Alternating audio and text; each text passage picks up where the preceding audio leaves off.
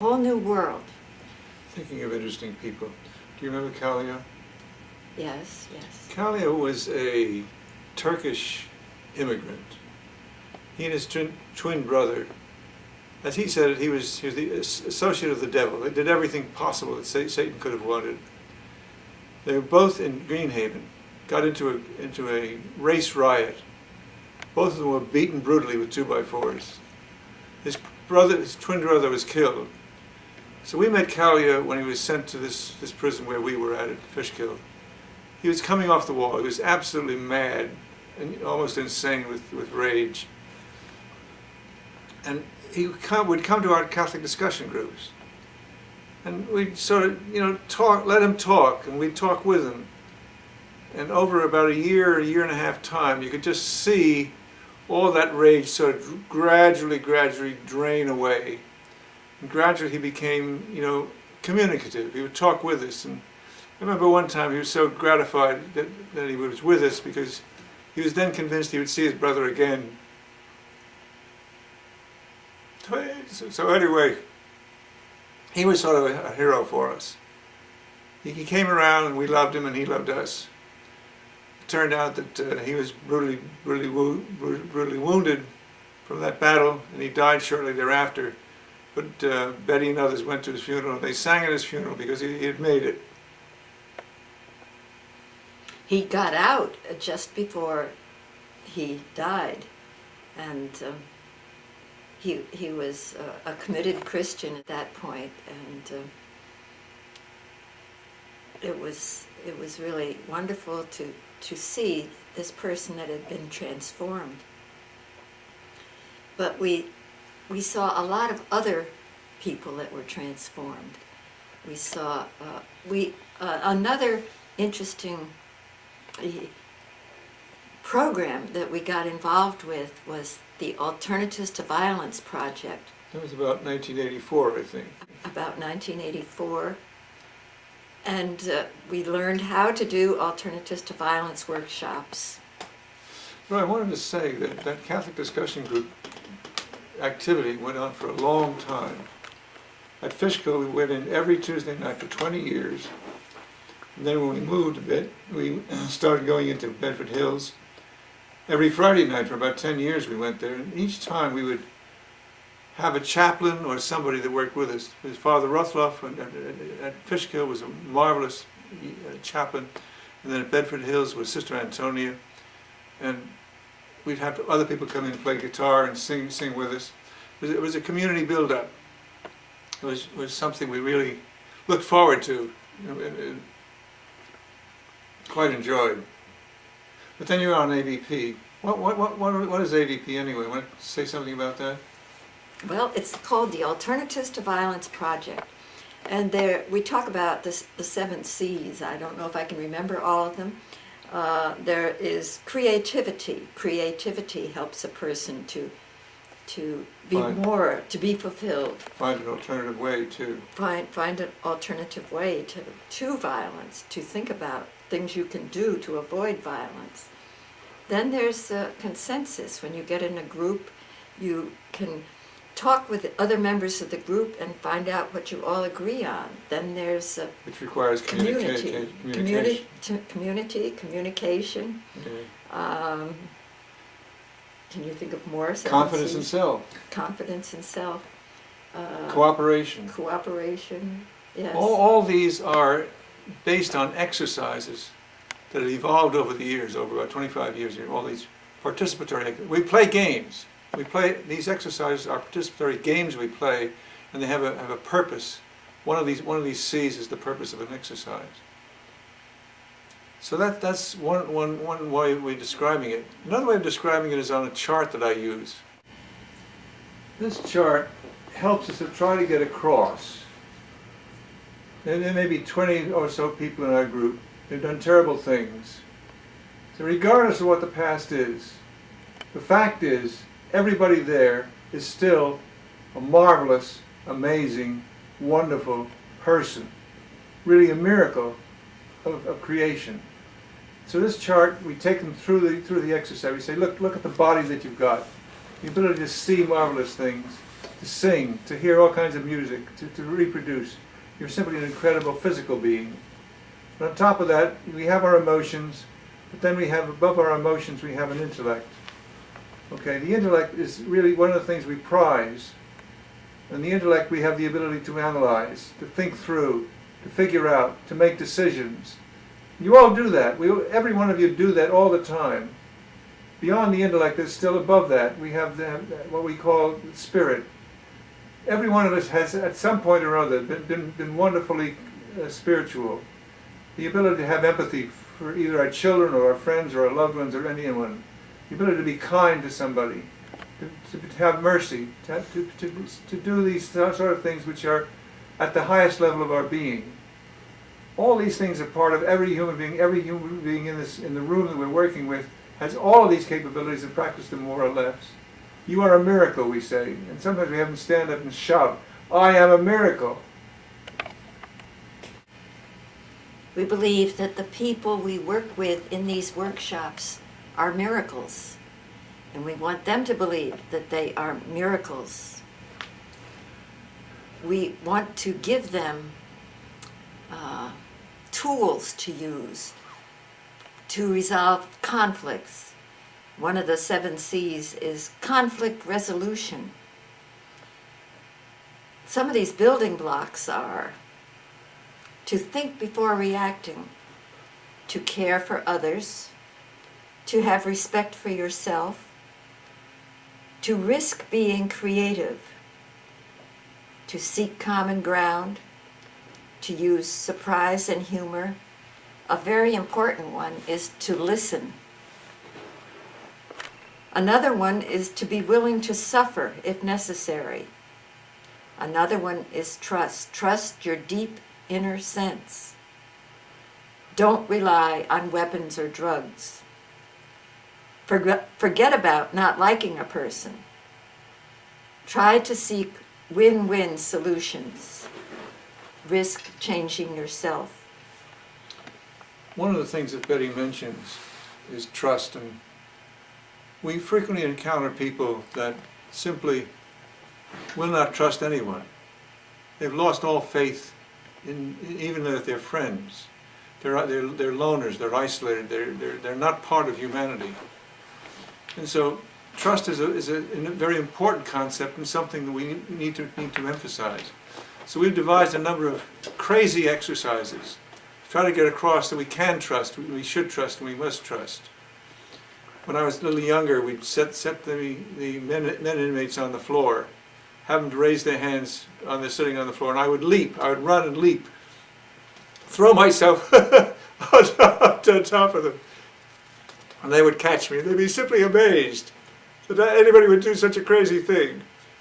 We have other exercises where I remember this elderly gentleman that started our program.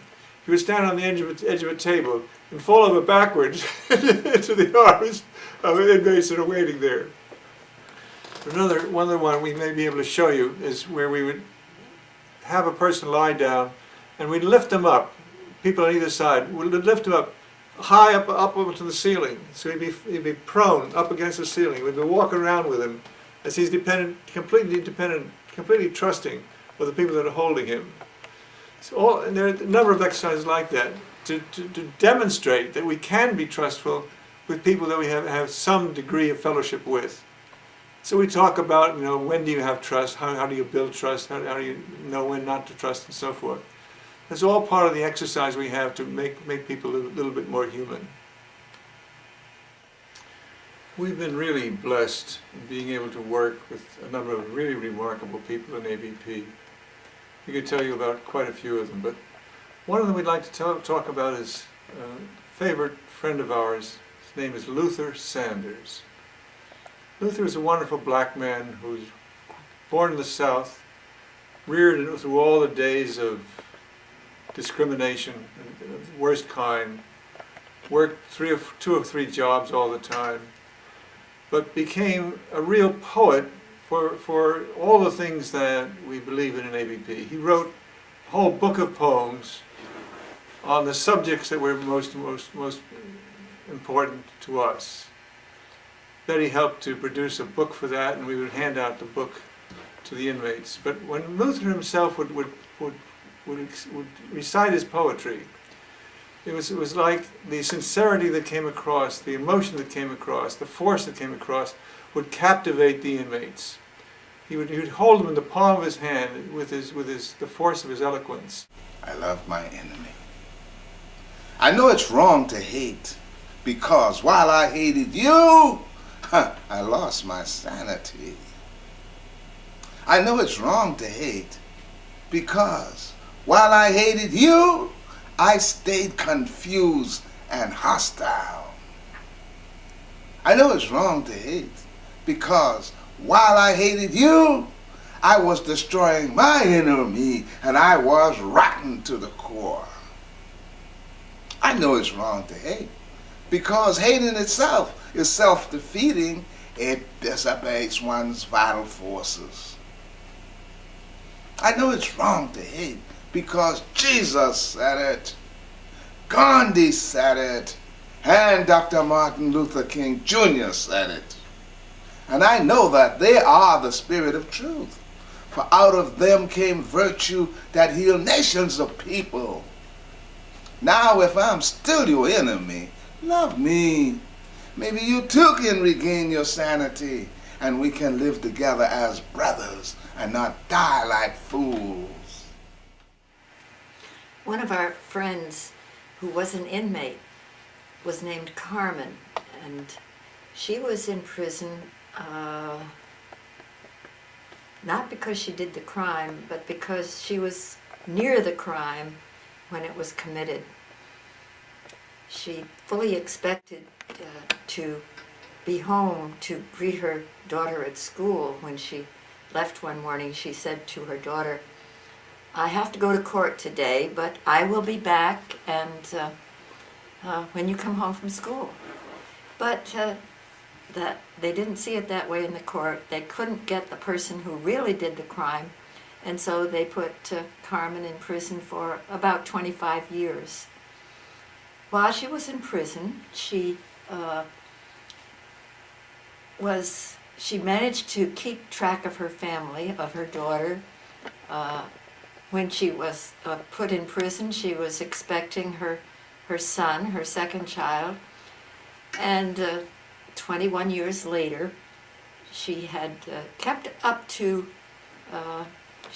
the family ties between her son and her daughter and her mother and her various other relatives compact.